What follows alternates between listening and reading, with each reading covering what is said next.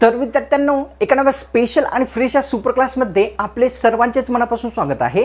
Super क्लासमध्ये आज आपण महाराष्ट्रातील येणाऱ्या सर्वच म्हणजे प्रत्येक भरतीसाठी अतिशय महत्त्वाचे असणारे जनरल नॉलेज या सुपर क्लासमध्ये कव्हर करणार आहोत आणि त्या कारणास्तव सर्वांनी त्या सुपर क्लासला सुरूपासून शेवटपर्यंत नक्कीच पाहायचं आहे।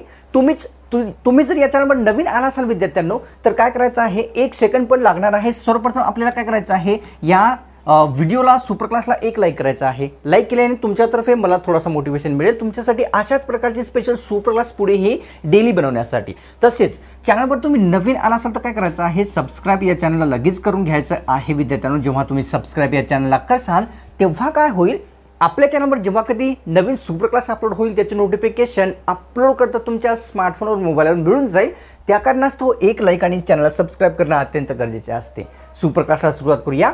सर्वात पहिला प्रश्न कव्हर करूया। प्रश्न असा आहे, अरे संसार संसार या पुस्तकाचे लेखक आपल्याला विचारलेले आहे। पुस्तकाचं नाव अरे संसार संसार, चंद्रकांत चोरघडे, इरावती कर्वे, बालचंद्र नेमाडे किंवा विश्वास पाटील। तर ऑप्शन क्रमांक 1 योग्य आहे। चंद्रकांत चोरघडे यांनी जे आहे अरे संसार संसार या पुस्तकाचे लेखक व्यक्ती असलेले आपल्या सर्वांना दिसून येतात।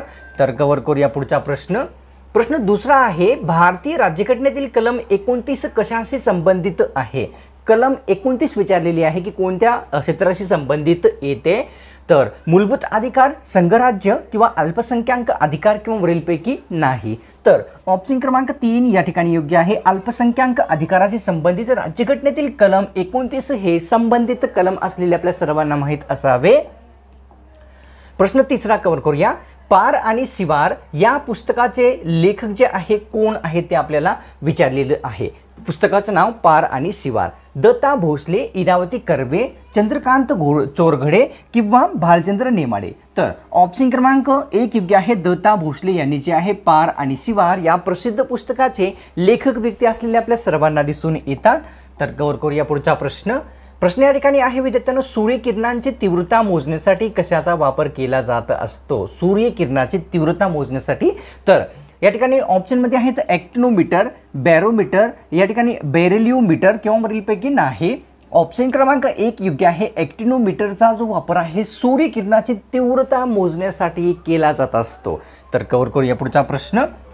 प्रश्न पुढचा दिसून येतो की कोणत्या जिल्ह्यातील सर्व तालुक्यांची जी सीमा आहे ती इतर राज्यांना जुळते ते विचारलेलं आहे। असे कोणता तालुका आहे आपल्या जिल्हा विचारलेला आहे की कोणता आहे तो। तर ऑप्शनमध्ये आहे भंडारा, धुळे, नंदुरबार किंवा गडचिरोली। तर ऑप्शन क्रमांक 3 योग्य आहे। नंदुरबार या जिल्ह्यातील प्रत्येक तालुक्यांची जी सीमा आहे परराज्याला जुळलेली आपल्या सर्वांना दिसून येते किंवा माहीत असावी। तर कव्हर करूया पुढचा प्रश्न 7वा असा आहे, जागतिक जलदिन खालीलपैकी कोणत्या दिवशी साजरा केला जात असतो विचारलेलं आहे। जलदिन, जागतिक जलदिन विषयी प्रश्न आहे। 23 मार्च, 24 मार्च किंवा 25 मार्च किंवा 22 मार्च। ऑप्शन क्रमांक 4 योग्य आहे। 22 मार्च या दिवशी जो आहे विद्यार्थ्यांनो जागतिक जलदिन हा साजरा केला जात असतो। तर कव्हर करूया 8वा प्रश्न। प्रश्न या ठिकाणी पाहूया की काय आहे। बाबर व इब्राहिम लोदी यांच्यामध्ये पानिपतचे कितवे युद्ध झालेले होते।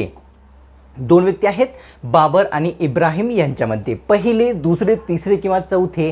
तर ऑप्शन क्रमांक 1 योग्य आहे। पहिले युद्ध बाबर व इब्राहिम लोदी यांमध्ये पानिपतचे झालेले आपल्या सर्वांना पाहावयास मिळते। कव्हर करूया पुढचा प्रश्न। पाऱ्यापेक्षा जे पाणी असते किती पटीने हलके असते ते विचारलेलं आहे। जो पारा असतो त्या पाऱ्यापेक्षा पाणी किती पटीने हलके असते।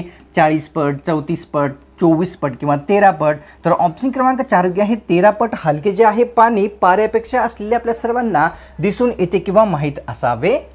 प्रश्न 10वा कव्हर करूया। अकबर आणि हेमू यामध्ये पानिपतचे कितवे युद्ध झालेले होते। आता पानिपतचे पुढचे युद्ध विचारलेले आहे, जो की व्यक्ती आहेत अकबर आणि हेमू, पहिले, दुसरे, तिसरे किंवा चौथे। तर ऑप्शन क्रमांक 2 योग्य आहे। दुसरे युद्ध पानिपतचे अकबर तसेच हेमू या दोघांमध्ये झालेले आपल्या सर्वांना दिसून आलेले आहे। कव्हर करूया पुढचा प्रश्न। प्रश्न 11वा दिसून येतो, पानिपतचे सर्वात पहिले युद्ध कोणत्या वर्षी झालेले होते। आता पहिले युद्ध विचारलेले आहे विद्यार्थ्यांनो की कोणत्या वर्षी झालेले होते। ऑप्शनमध्ये आहेत 1524, 1526, 1540 किंवा 1528। तर ऑप्शन क्रमांक आपल्यासमोर 2 योग्य आहे। 1526 या वर्षी पानिपतचे या ठिकाणी सर्वात पहिले युद्ध घडून आलेले आपल्या सर्वांना माहिती असावे। तर कव्हर करूया पुढचा प्रश्न। प्रश्न 12 दिसून येतो की ओहम हे खालीलपैकी कशाचे एकक आहे? ओहम हे एकक विचारलेली आहे की कशाचे आहे? ऑप्शनमध्ये दुधाचे, विद्युतरोधकाचे, पाण्याचे किंवा रस्त्याचे. तर ऑप्शन क्रमांक 2 योग्य आहे. विद्युतरोधकाचे एकक म्हणजेच काय असते? ओहम हे असते. कव्हर करूया पुढचा प्रश्न. प्रश्न 13 दिसून येतो की संत तुकारामांची वचने कोणत्या वृत्तपत्राच्या शीर्षस्थानी असत ते आपल्याला विचारलेलं आहे. कोणाची? संत तुकाराम महाराज यांची वचने कोणत्या वृत्तपत्राच्या शीर्षस्थानी होते? ऑप्शनमध्ये आहेत दर्पण, दिग्दर्शक, केसरी किंवा मूकनायक. तर ऑप्शन क्रमांक 4 योग्य आहे. मूकनायक या वृत्तपत्राच्या शीर्षस्थानी जे आहे संत तुकाराम महाराज यांची वचने दिली जात होती. प्रश्न पुढचा कव्हर करूया. आपेगाव हे खालीलपैकी कोणत्या संतांचे जन्मभूमीचे असलेले गाव आहे ते आपल्याला विचारलेलं आहे. गावाचं नाव आहे आपेगाव. हे संत रोहिदास, संत तुकाराम महाराज, संत नामदेव किंवा संत ज्ञानेश्वर. तर ऑप्शन क्रमांक विद्यार्थ्यांना 4 योग्य आहे. संत ज्ञानेश्वर महाराज यांचे जन्मभूमी म्हणजेच काय? तर आपेगाव हे असलेले आपल्या सर्वांना दिसून येते. तर कव्हर करूया पुढचा प्रश्न. प्रश्न या ठिकाणी 15 दिसून येतो की विनम्र शब्दाशी समानार्थी शब्द आपल्याला विचारलेले आहे. मराठी व्याकरणचा क्वेश्चन्स आहे, प्रश्न आहे. विनम्र शब्द आहे, शब्दाचा समानार्थी शब्द कोणता आहे? विनयशील, सुशील, विनम्य किंवा वरीलपैकी सर्व. तर ऑप्शन क्रमांक 4 या ठिकाणी योग्य आहे. विनम्य तसेच सुशील तसेच विद्यार्थ्यांनो विनयशील हे सर्व शब्द विनम्र या शब्दाचे काय आहेत? समानार्थी शब्द आहेत. कव्हर करूया. प्रश्न 16 दिसून येतो की हळदीला पिवळा रंग खालीलपैकी कोणत्या द्रव्यामुळे येतो ते विचारलेलं आहे. हळद याला जे आहे पिवळा रंग कोणत्या द्रव्यामुळे प्राप्त होत असतो? लायकोपिन, पिगमेंट, कॅप्सिन किंवा टॅनिन. तर ऑप्शन क्रमांक 2 योग्य आहे. पिगमेंट यामुळे जे आहे हळदीला पिवळा रंग हा प्राप्त झालेला आपल्या सर्वांना दिसून येतो किंवा होत असतो.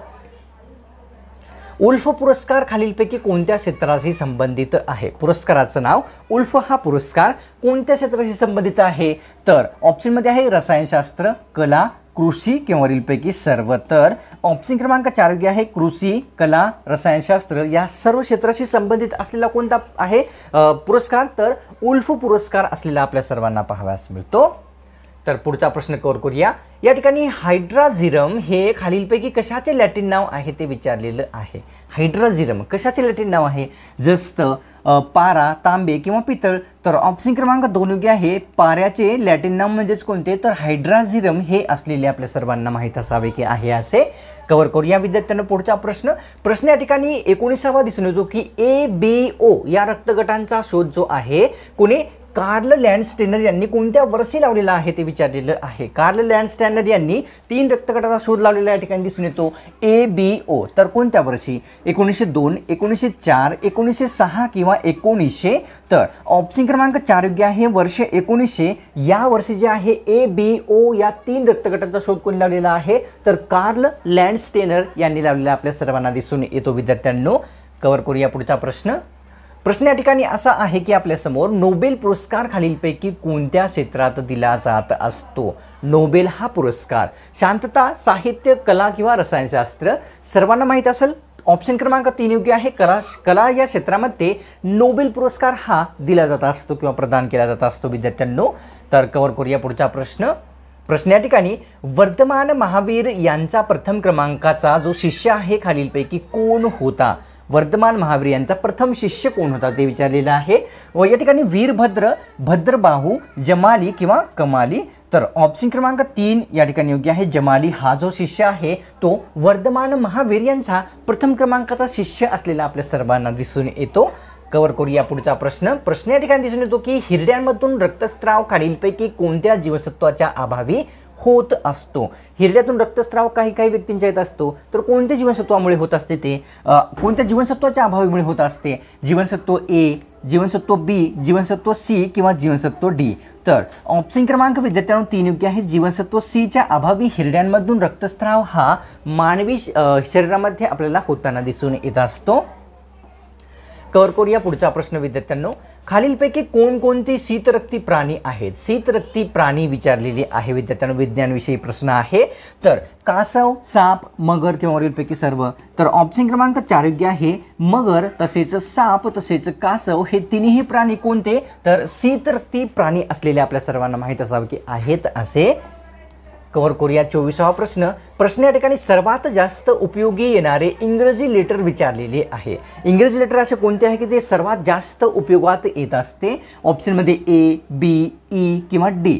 तर ऑप्शन क्रमांक विद्यार्थ्यांनो 3 योग्य आहे। ई जे इंग्रजी लेटर आहे ते सर्वात जास्त उपयोगात येणारे इंग्रजीतील आपल्याला अल्फाबेटमधील एक दिसून येणारे लेटर आहे। प्रश्न 25वा, राष्ट्रीय एकता दिवस कोणत्या दिवशी साजरा केला जात असतो ते आपल्याला सांगायचं आहे। राष्ट्रीय एकता दिवस विचारलेला आहे 22 ऑक्टोबर, 23 ऑक्टोबर, 31 ऑक्टोबर किंवा 28 ऑक्टोबर। तर विद्यार्थ्यांनो ऑप्शन क्रमांक आपल्यासमोर किती 3 योग्य आहे। 31 ऑक्टोबर या दिवशी जे आहे कोणता दिवस, तर या ठिकाणी राष्ट्रीय एकता दिवस हा साजरा केला जात असतो, सर्वांनी लक्षात ठेवायचा आहे। पुढचा प्रश्न कव्हर करूया। आर्य महिला समाजाची स्थापना खालीलपैकी कोणत्या वर्षी करण्यात आलेली होती? आर्य महिला कोण केलेली आहे ते विचारलेलं आहे। आर्य महिला समाजाची Pandita Ramabai Ranade, doctor Annie Besant, Sarojini Naidu. तर ऑप्शन क्रमांक 1 योग्य आहे। पंडिता रमाबाई यांनी जे आहे आर्य महिला समाजाची स्थापना केलेली आपल्या सर्वांना विद्यार्थ्यांना पाहावयास मिळते। कव्हर करूया पुढचा प्रश्न या ठिकाणी 27वा की संसदेचा प्रथम नागरिक खालीलपैकी कोण असं म्हणतात? स्पेशली विचारलेला आहे, संसदेविषयी प्रश्न आहे। संसदेचा प्रथम नागरिक कोण असतो? ऑप्शनमध्ये पंतप्रधान, सरन्यायाधीश, राष्ट्रपती किंवा उपराष्ट्रपती। ऑप्शन क्रमांक विद्यार्थ्यांनो 3 योग्य आहे। राष्ट्रपती हा जो व्यक्ती आहे संसदेचा प्रथम नागरिक असा संबोधला जात असतो। कव्हर करूया पुढचा प्रश्न 28वा, शाहू महाराजांनी सत्तेचा जो वापर आहे मुख्यत्वे कोणत्या कारणासाठी केलेला होता किंवा कशासाठी केलेला होता ते विचारलेलं आहे। ऑप्शनमध्ये लोककल्याण, लोकशाही स्थापना, स्वातंत्र्य प्राप्ती किंवा हिंदू धर्म प्रचार। तर ऑप्शन क्रमांक विद्यार्थ्यांनो आपल्यासमोर 1 योग्य आहे। लोककल्याणासाठी सर्वात जास्त किंवा मुख्यत्वे जो वापर आहे राजश्री शाहू महाराज यांनी त्यांच्या केलेला आपल्या सर्वांना दिसून येतो। तर कव्हर करूया पुढचा प्रश्न या ठिकाणी की नोकरशाहीची निर्मिती खालीलपैकी कोणत्या गव्हर्नर जनरलने केलेली होती? भारतामध्ये नोकरशाहीची निर्मिती कोण करणारा गव्हर्नर जनरल आहे? ऑप्शनमध्ये Lord Cornwallis, Lord Curzon, Lord Ripon किंवा लॉर्ड लॉर्ड डलहौसी आहे, लॉर्ड कॉर्नवालिस या ठिकाणी आहे। तर ऑप्शन क्रमांक किती 4 योग्य आहे। लॉर्ड कॉर्नवालिस यांनी जे आहे तर भारतामध्ये नोकरशाहीची निर्मिती केलेली आपल्या सर्वांना दिसून येते। कव्हर करूया पुढचा प्रश्न 30वा दिसून येतो की लघवी न होणे हे कोणत्या रोगाचे प्रमुख लक्षण होते? मानवाला लघवी न होणे कोणत्या रोगाचे प्रमुख लक्षण आहे? तर मधुमेह, कावीळ, अतिसार किंवा या ठिकाणी कर्करोग, ज्यांना आपण कॅन्सर इंग्लिशमध्ये म्हणतो। तर ऑप्शन क्रमांक विद्यार्थ्यांनो या ठिकाणी 3 योग्य आहे। अतिसार या रोगाचे प्रमुख लक्षण म्हणजेच मानवाला काय तर लघवी न होणे हे असते। आता या सुपर क्लासला विद्यार्थ्यांनो आपल्याला एक लाईक करण्याची वेळ आलेली आहे। मनापासून रिक्वेस्ट आहे की लाईक केल्याशिवाय या सुपर क्लासला सोडायचंच नाही, मनापासून रिक्वेस्ट आहे करूनच घ्या। तसेच तुम्ही या चॅनलवर नवीन आला असाल तर काय करायचं आहे, चॅनलला आताच विद्यार्थ्यांनो सबस्क्राईब लगेच करून घ्यायचं आहे। जेव्हा तुम्ही या चॅनलला सबस्क्राईब कराल तेव्हा काय होईल की आपल्या चॅनलवर नवीन सुपर क्लास जेव्हा कधी अपलोड होईल त्याचे नोटिफिकेशन अपलोड होतात तुमच्या स्मार्टफोनवर, मोबाईलवर मिळून जाईल। या कारणास्तव सुपर क्लासला एक लाईक तसेच चॅनलला सबस्क्राईब करणं अत्यंत गरजेचे असते। तर मिळतो का स्पेशल आणि फ्रेश सुपर क्लासमध्ये।